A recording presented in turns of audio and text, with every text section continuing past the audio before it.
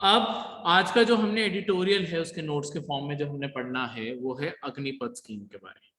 ठीक है, आने वाले दिनों में और भी चीजें ऐड होंगी और जब फाइनली हम एक एज अ कंक्लूडिंग एडिटोरियल भी पढ़ेंगे जिसमें सारे पॉइंट्स जोड़ के एक 2-3 हफ्ते में जितने एडिटोरियल जाएंगे उसके पॉइंट्स इसी के अंदर ऐड होते जाएंगे और फाइनली फिर जो बेस बनेगा वो एक फुल अग्निपथ का आपका एक सिंगल डॉक्यूमेंट बन जाएगा। कभी भी अग्निपथ के ऊपर कोई भी क्वेश्चन आया सारे के सारे हमने इस तरीके से संभाल के रख लेने।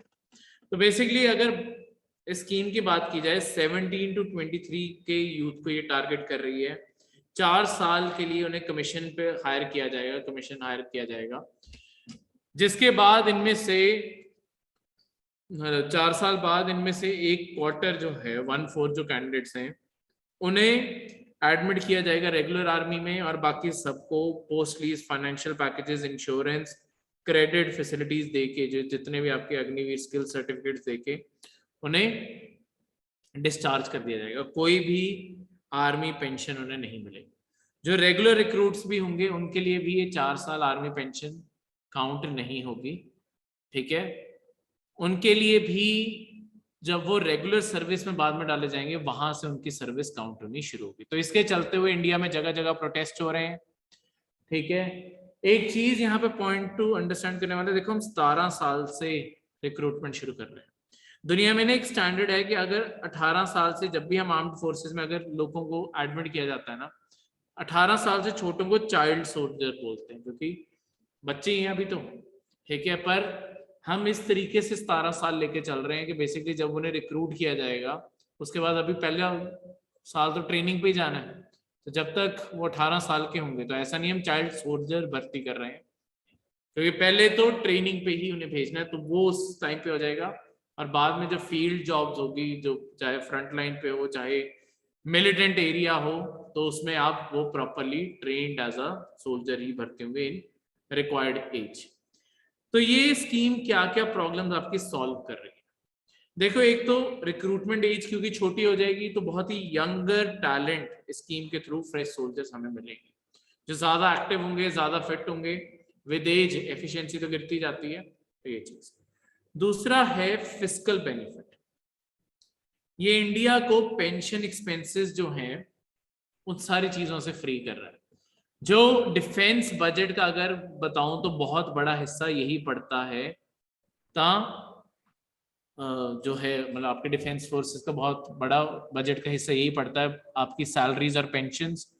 वो सारा का सारा बजट कम हो जाएगा क्योंकि ओवरऑल रिक्रूटमेंट सिर्फ 1/4 रह जाएगी। ठीक है, तो सैलरीज भी कम होगी लॉन्ग टर्म में। और दूसरी चीज आपकी पेंशन क्योंकि नहीं देनी पड़ेगी, इस कारण सरकार सोच रही है इस तरीके से हम पैसे सेव कर सकेंगे और यही पैसा सरकार सोचती है कि हम इन्वेस्ट कर पाएंगे। अग्निपथ का आपका टॉपिक है, तो ये आपके जो ये एक्स्ट्रा पैसा है यही हम पैसा अपने जो एग्जिस्टिंग सोल्जर्स हैं या जिन्हें परमानेंट सर्विस में भी है, इवन 4 साल की सर्विस, उनके इक्विपमेंट पे पैसा खर्च कर पाएंगे। Better gadgets, better guns, unlimited ammo, जितना चाहिए उतने ज्यादा गोलियां यूज कर सकें, सब कुछ।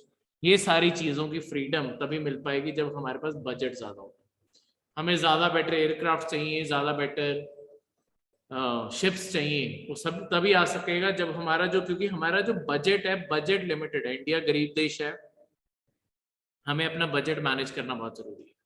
तो इसका फाइनेंस बजट में खासकर ये प्रॉब्लम रहती है कि हर साल फाइनेंस बजट हम बढ़ाते तो हैं पर हर साल आपका खर्चा भी उतना ही बड़ा हो जाता है। ठीक है, इस तरीके से ये सारे का सारा जो सिस्टम है तो इसीलिए प्रॉब्लमैटिक है।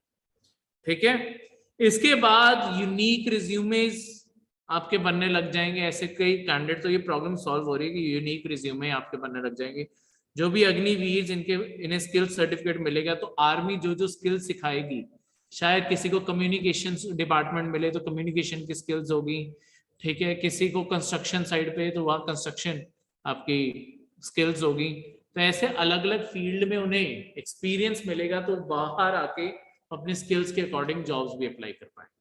ठीक है, तो उनका एटीट्यूड और स्किल और हर टाइमली काम देना, क्योंकि आर्मी उन्हें डिसिप्लिन करके भेजेगी, इस तरीके से वो ज्यादा बेटर आपके एम्प्लॉयज साबित होंगे।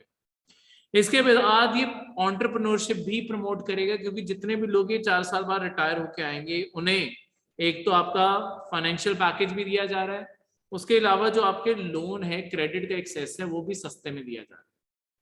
इस तरीके से आपके बहुत सारे लोग अपने खुद के एंटरप्राइजेस बिजनेस शुरू कर पाएंगे और ये सारी चीजें वहीं पे। क्लियर है? कोई भी डाउट?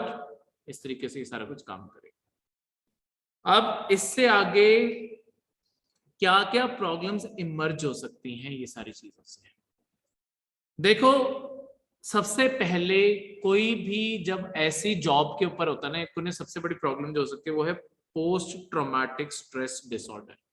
ये एक साइकोलॉजिकल प्रॉब्लम होती है जो वॉरफेयर से जुड़ी हुई है। जब आप ऐसी लाइफ थ्रेटनिंग सिचुएशंस में होते हो ना, आपको लाइफ टाइम के लिए ट्रॉमा रह जाता है। ठीक है, लोग लिटरली जो बहुत सीरियस वॉर्स या अटैक के अंदर रहे होते हैं, वो कई बार रातों को उठ के पसीने से बुरा हाल होता है, और उन्हें हर जगह पे यही आपका माइंड ना हाइपर एक्टिव हो जाता है इन चीजों को लेके। हर टाइम पे आपको ये लगता है अटैक होने वाला है, कुछ भी होने वाला है। तो बहुत सारे उनके लाइफ में जो नॉर्मल प्रोसेसेस है सारे खराब हो जाते हैं हमारे, क्योंकि माइंड स्टेट खराब हो जाती है। तो अगर उसके बाद उन्हें कोई साइकोलॉजिकल हेल्प नहीं दी जा रही, तो ऑब्वियसली उन्हें कभी इसका इलाज नहीं मिलेगा। जो भी इस चीज से गो थ्रू करके गए होते हैं, उसके बाद उन्हें साइकियाट्री, साइकोलॉजिस्ट की हेल्प चाहिए होती है इन सारी चीजों से निकलने के लिए।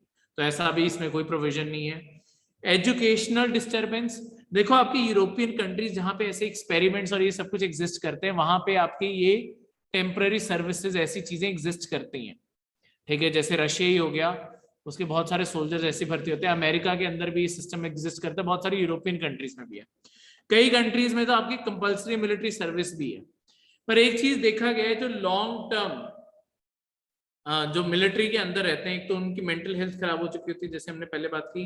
दूसरा, स्टडीज की डिस्ट्रक्शन तो हो ही गई ना, क्योंकि जो स्टडीज की आपकी कंटिन्यूएशन थी वो तो अपने आप ही खराब हो गई। वो स्टडीज वैसे उस रास्ते में कंटिन्यू रही ही नहीं है। ठीक है, क्लियर है? इसके बाद लेस करियर चॉइसेस। देखो, जो पर्सन यहां से आएगा वो ज्यादातर ट्रेंड होगा वेपन्स में, कॉम्बैट में, ऐसी चीजों में। तो सबसे सुटेबल इंडस्ट्री उसके लिए डिफेंस, सिक्योरिटी, ऐसी इंडस्ट्रीज पड़ेंगी, क्योंकि वो बाकी इंडस्ट्रीज में शायद अपने आप को कंफर्टेबल पाए बिना मेंटली। तो ये सारी चीजें प्रॉब्लम बन सकती है। ठीक है, और लास्ट में सोसाइटल केओस भी हो सकता है। अगर वेल ट्रेन्ड ऐसे लोग अनएम्प्लॉयड हो गए तो ऐसा भी हो सकता है, क्योंकि वेपन्स में ट्रेंड है तो वो प्रोन टू वायलेंस। हमारी सोसाइटी तो पहले प्रोन टू वायलेंस है। अगर वो पॉलिटिसाइज होते हैं, किसी न किसी इश्यू में इन्वॉल्व होते हैं, वो पुलिस से ज्यादा बेटर ट्रेंड है, ज्यादा बेटर सिचुएशंस को, तो आपका लॉ एंड ऑर्डर और खराब हो सकता है। ठीक है, कई कंट्रीज में अब इन चीजों की स्टडी, ऐसा नहीं है कि ये दुनिया भर में सिस्टम चल नहीं रहा है और इंडिया यूनिक है। अब इस चीज को मैं बता दूं, अमेरिका जैसी कंट्रीज भी ये चीजें करती हैं, ये सिस्टम एग्जिस्ट करता है वहां पे भी, जहां पे लोग ऑन एंड ऑफ करते रहते हैं आर्मी में। ठीक है, वहां पे ऑब्वियसली शॉर्टेज है मैन फोर्स की, तो वहां पे आना जाना अलाउड है। आप टेम्परेरी कुछ टाइम के लिए आते हो, कुछ 4-5 साल बिताते हो, फिर आप रिटायर हो जाते हो। आपको कभी दोबारा जॉब चाहिए, आप दोबारा अप्लाई कर सकते हो, कुछ टाइम बिताओगे, फिर से 4 साल, फिर रिटायर हो सकते हो। परमानेंट भी है वहां पे, परमानेंट करियर चाहते हो, नहीं तो लोग वहां पे आर्मी से एक बार कमा के अपनी फाइनेंशियली स्टेबल करके निकल जाते हैं। इसका बेनिफिट कई देशों को हुआ भी है, जैसे इजराइल के अंदर तो कंपलसरी मिलिट्री सर्विस है। वहां पे हर सिटीजन को अपनी लाइफ के 2 से 3 साल देने ही पड़ते हैं मिलिट्री को एक टाइम पे, फिर दोबारा से उन्हें रिकॉल किया जाता है। ठीक है, पर एक टाइम पे 2 से 3 साल सर्विस देनी पड़ती है। इजराइल को इसका बेनिफिट ये हुआ है क्योंकि वहां पे डिफेंस इंडस्ट्री में रह के लोगों को हैंड्स ऑन एक्सपीरियंस मिला, बहुत सारी चीजों का, टेक्नोलॉजी का ही हैंड्स ऑन एक्सपीरियंस मिला, तो उन्हें पता भी चला क्या क्या चीजों के ऊपर बिजनेस कर सकते हैं। इस टाइम दुनिया के सबसे बड़े सिक्योरिटी बिजनेसेस, चाहे ऑनलाइन जैसे हैकिंग, जैसे वो जो आपका पेगासस आया था, वो इजराइल का ही बनाया हुआ था कि कैसे सिस्टम्स को हैक करना है। नहीं निधि, हमारे इंडिया में 4 साल बाद दोबारा नहीं जा सकते, ये मैं बाहर का एग्जांपल दे रहा हूँ, अमेरिका के अंदर ऐसे सिस्टम है। तो पेगासस जैसी चीजें, एनएसजी, वो सारे के सारे, एनएसजी ग्रुप था जो कंपनी थी, उसका नाम था एनएसजी ग्रुप, वो सारे के सारे आपके इसीलिए वहां पे रखे गए, क्योंकि उन्हें पता था कैसे कैसे स्पाई कर सकते हैं। तो उसके अकॉर्डिंग उन्होंने क्या क्या लूप होल्स थे उसका फायदा उठाने का सोचा। फिर ड्रोन्स कई बनाने वाले आपके पहले एयरफोर्स के अंदर रहे हैं, वही बाद में आपके इंजीनियर जो सारे इकट्ठे होके उन्होंने ड्रोन्स बनाने शुरू कर दिए। गन्स, क्योंकि आप बैटल फील्ड के ऊपर रह चुके होते हैं, आपको पता है कैसी प्रॉब्लम्स फेस होती हैं, वो प्रॉब्लम्स के अकॉर्डिंग आप पूरी डिफेंस इंडस्ट्री खड़ी कर सकते हो। इजराइल की सारी डिफेंस इंडस्ट्री ही इस चीज पे खड़ी है कि उन सबको एक्सपीरियंस ही है कि आर्मी के अंदर क्या क्या चीजें चाहिए, और वो सारी चीजों को वो सॉल्व करते हैं, अपनी सरकार को बेचते हैं और दुनिया भर में भी एक्सपोर्ट कर रहे हैं। तो ये बेनिफिट हो सकता है।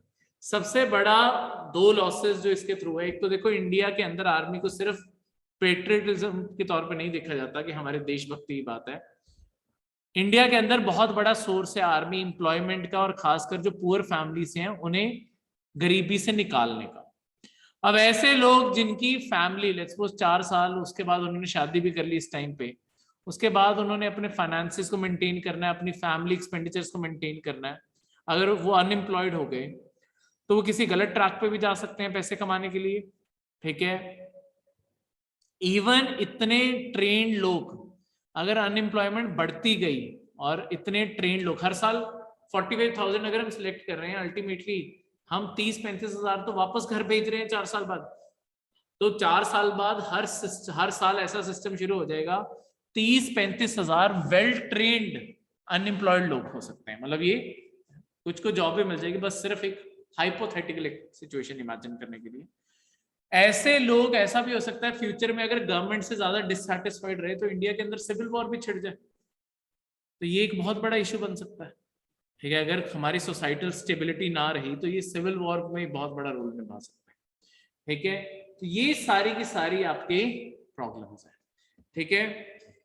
इसके मतलब इसका इस चीज से भी लेना देना है, क्योंकि अभी भी इंडिया के अंदर जो सेक्स रेशियो है वो बहुत ज्यादा प्रॉब्लमेटिक है। ऐसे लोग अब अनएम्प्लॉयड भी होंगे, कोई इनके साथ शादी भी नहीं करवा रहा होगा, तो unemployed, unmarried, well trained male violent होने के सबसे ज्यादा चांसेस है।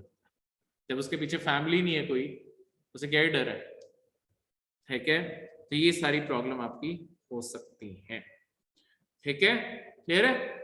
तो ये आपकी अग्निपथ स्कीम की सारी चीजें हैं, और यहीं से हम